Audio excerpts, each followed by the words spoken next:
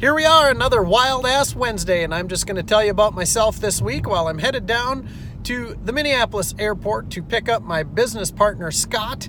He is flying in from Italy and will be here for the day just to hang out with me and see what we do here in the States. I'll be sure to shoot a video with him while he's here.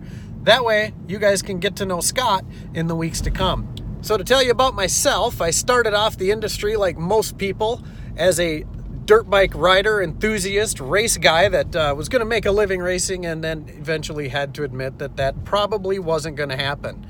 So upon admitting that, it was decided that I should make a living with my motorcycle instead of on it. So I was fortunate enough to do that. One of the places I got to ride frequently as a kid was at the place of a lady named Jana who was actually working for Parts Unlimited at the time, and had let me know that there was a position open at Parts Unlimited and that I should come and apply because she thought it would be a good fit.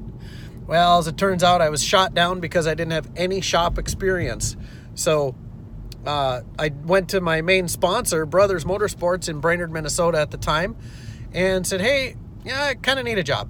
They said, well, we don't really have much. So I started out cleaning used equipment, motorcycles, ATVs, snowmobiles, and kind of got in that way until the spot at Parts Unlimited opened up. Then another spot opened up at Parts Unlimited, and the hiring person there, Bonnie, one of my favorite bosses of all time, had said, that's not really the shop experience we were looking for. But being the salesman that I am, sold her on the fact that she said shop experience, so I went out and got shop experience. So that got me into Parts Unlimited, where I spent the first 5 years actually working in the industry. Longest job I had held, actually, up to that point. After I left Parts Unlimited, I became a road rep for a small regional distributor, and I traveled the northern half of Minnesota. So took care of motorcycle shops in northern Minnesota, got to learn kind of that side of business and how things went from another perspective. So that was a pretty cool job. After that, I happened to get a phone call from a buddy of mine and said, hey, I need you to check your fax machine. And as it turned out, it was a job offer from a company that I had wanted to work for a number of years, and that was Scott USA. So I went to work for Scott, and I was the goggle guy, took care of everything, from supplying dealers with product to helping with product, helping reps sell the product, and work events everywhere in north central part of the United States. That was a pretty cool gig, and actually I'm still good friends and keep in touch with both of the bosses I had back then. So that was working with Scott.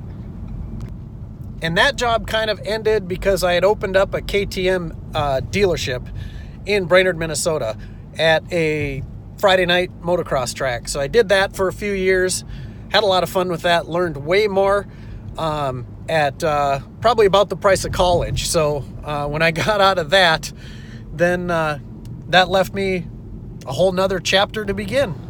So that led me into my next job, which was working for the inventor of dry flotation technology, and actually doing kind of what I'm doing now, which is floating medical patients on a cushion of air. The company I worked for was called Rojo. My actual boss was Steve Payton, who now, in line, has become probably the best boss that I've had.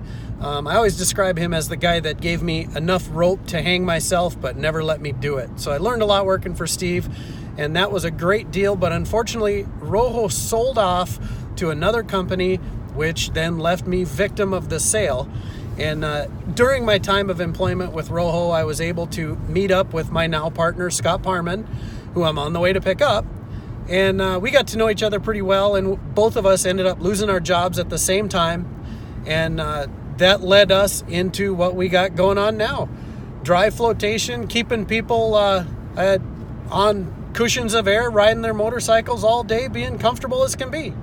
So that's what we do now. Here we are as Wild Ass. Business as well, things are going good, and really I owe all of you a thank you for that, as I'm going to wrap this one up because I'm getting into the airport area and I'm going to need to shut this thing down. and pay attention to look for him at the arrivals area of the Minneapolis airport. So that's where I'm at. Happy Wild Ass Wednesday. If you have any questions, comments, or you'd like to see something specific, either shoot us a message or just post it right on this video. We'll see you next week. Happy Wild Ass Wednesday.